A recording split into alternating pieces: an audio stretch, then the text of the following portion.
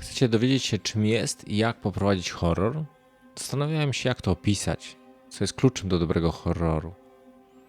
To świetnie, bo postaram wam się wyjaśnić to najlepiej jak potrafię. Problem w tym, że elementy, które tworzą horror, same w sobie nie są horrorem.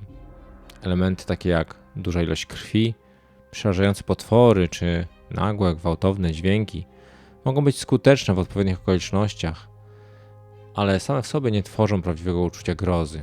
Dlaczego? Ponieważ prawdziwy horror nie bierze się z tego, co widzimy na ekranie, ale z tego, co dzieje się w naszych głowach. To nasza wyobraźnia, która wypełnia luki, tworząc scenariusze znacznie bardziej przerażające niż te przedstawione nam bezpośrednio. Przykładem może być klasyczna scena z filmu Psychoza Alfreda Hitchcocka. Scena morderstwa w prysznicu jest pełna napięcia i grozy, ale widzimy niewiele krwi. To, co czyni ją tak przerażającą, to sposób, w jaki jest przedstawiona. Szybkie cięcia, gwałtowne dźwięki i oczywiście nasza własna wyobraźnia, która uzupełnia resztę.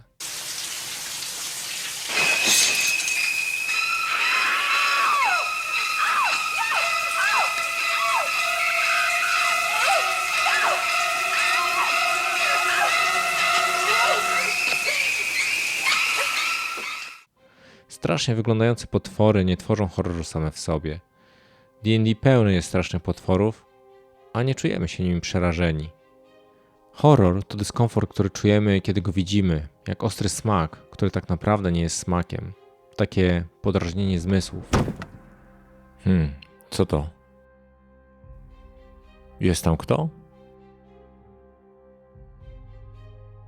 Halo?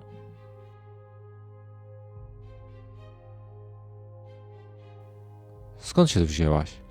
Skoro elementy horroru nie są same w sobie straszne, co powoduje u nas to uczucie dyskomfortu?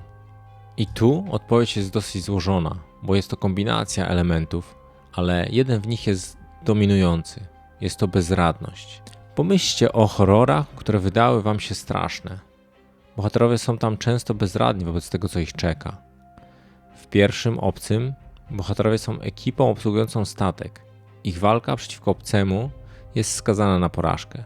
W kolejnych częściach poziom horroru wzrasta, dopiero kiedy Marines są otoczeni, odosobnieni i osaczeni przez przerażającego wroga. Nothing. Not a goddamn thing. I'm not making that out too well. What is it, Hudson? You tell me, man. I only work here. Movement! What's the position? Multiple signals! They're closing! Pull your team out, Gorman.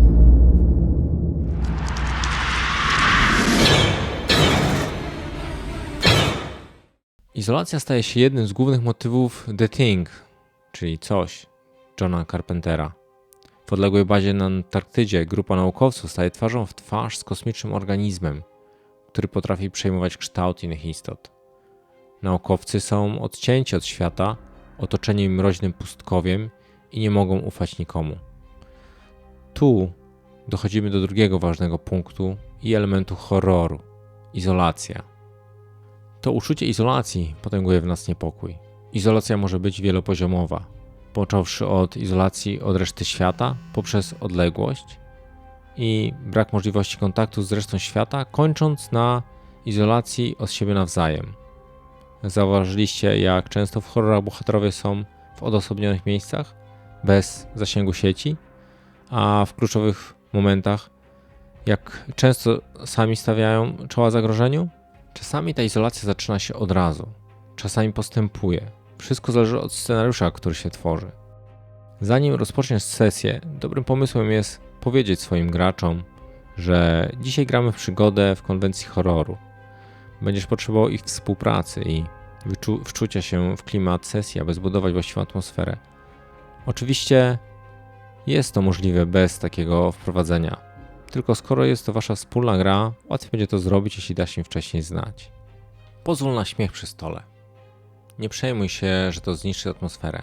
Śmiech jest jedną z naturalnych reakcji naszego organizmu na strach i horror. Podobną reakcję wywołują często filmy z tego gatunku. Zmieniając barwę scen na humorystyczne, dodają większego kontrastu dla scen horroru i dają widzowi wytchnąć od ciągłego napięcia. Dla przykładu Dom w głębi lasu. Film, który zaczyna się jako typowy horror, szybko zmienia się w coś bardziej zaskakującego, a śmiech pomaga złagodzić napięcie.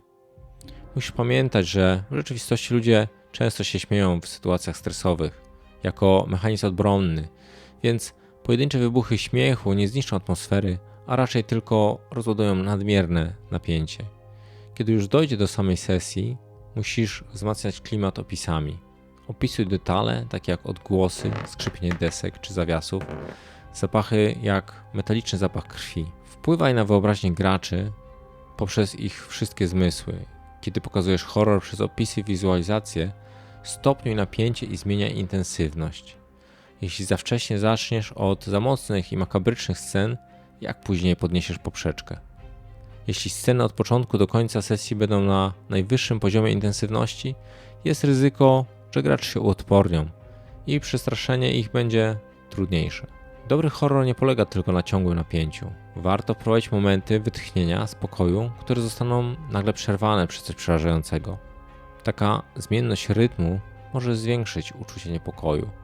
Jednym ciekawym trikiem w czasie opisów jest opisywanie narastającej sytuacji uciszonym tonem, lekko go podnosząc w miarę nabierania tempa akcji, aż w końcu podnosząc go znacznie w kulminacyjnym momencie. Na przykład coś takiego. W pokoju jest cicho i duszno. W półmroku możesz dostrzec postać kobiety, która zdaje się spać niewzruszenie na staroświeckim łóżku. Jej oddech jest równy i spokojny, coś na kształt łagodnego wiatru na powierzchni stawu. Jednak coś zaczyna cię niepokoić w tym obrazie. Cienka zasłonka w oknie porusza się nieco gwałtowniej, a w powietrzu wyczuwalne jest delikatne, ledwo słyszalne brzęczenie. Czuć narastające napięcie, coś nieuchwytnego, coś, co każe ci czujniej przyglądać się śpiącej postaci.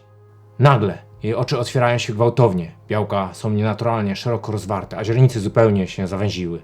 Jej usta, które przed chwilą wydawały się spokojne, teraz skurczyły się w przeraźliwy grymas bólu i terroru. Twarz, która przed chwilą była uosobieniem spokoju, teraz zdaje się krzyczeć w milczeniu, odbijając całą paletę ludzkich koszmarów. Spróbujcie poćwiczyć sami ten rodzaj opisów. Budując horror, niebagatelne znaczenie ma otoczenie. Opisuj nie tylko te straszne elementy, ale też otoczenie w sposób, który buduje napięcie. Pewne miejsca będą nam się odruchowo kojarzyć z czymś strasznym i prowadzenie tam akcji ułatwi waszej grupie poczuć atmosferę horroru. Może to być stary, zaniedbany dom z trzeszczącą podłogą, mroczny las z niewytłumaczalnymi dźwiękami w oddali, czy opuszczona fabryka, w której czas zdaje się stać w miejscu. Wykorzystaj symbolikę związaną z gatunkiem horroru. Niektóre symbole, takie jak lalki, stare zegary, czy też niewyraźne odbicia w lustrze, świetnie budują klimat grozy. Wzmocnij klimat przez elementy dodatkowe, muzykę, efekty specjalne, światło i może wytwornicę dymu. Te efekty pomogą ci w budowaniu nastroju. Możesz też zastosować trik używany w Hollywood z umieszczaniem w scenie charakterystycznego koloru, który będzie się kojarzył z czymś niebezpiecznym. Na przykład jeśli korzystasz z jakiegoś oświetlenia RGB, możesz włączyć ten kolor w sytuacjach, kiedy bohaterowie zetkną się z niebezpieczeństwem. Jeśli nie masz dostępu do takiego gadżetu, możesz ten włączyć kolor w opisie. Możesz wzorować się na przykład na reżyserze Night Shyamalan, który używa czerwonego jako znaczącego koloru w swoich filmach, takich jak Szósty Zmysł czy Osada. By the markings we find this morning on our homes, I feel they were warning us. This color is not allowed. You must bury it.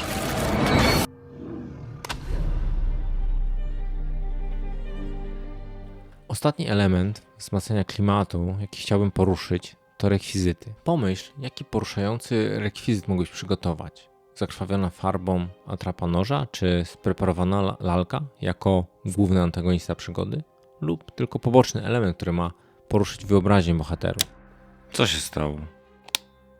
A ty skąd się tu wzięłaś?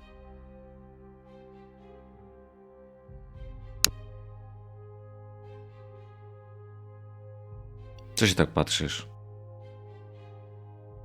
Zmień scenę w kluczowym punkcie. Zadziała to, jeśli bohaterowie się rozdzielili, nawet na chwilę. Idziesz ciemnym korytarzem, echo twoich kroków niesie się, odbijając od kamiennych ścian. Czujesz stare, wilgotne powietrze i jakiś inny, lekko metaliczny zapach, którego nie jesteś w stanie określić. Korytarz kończy się ciężkimi metalowymi drzwiami. Co robisz? Otwieram drzwi.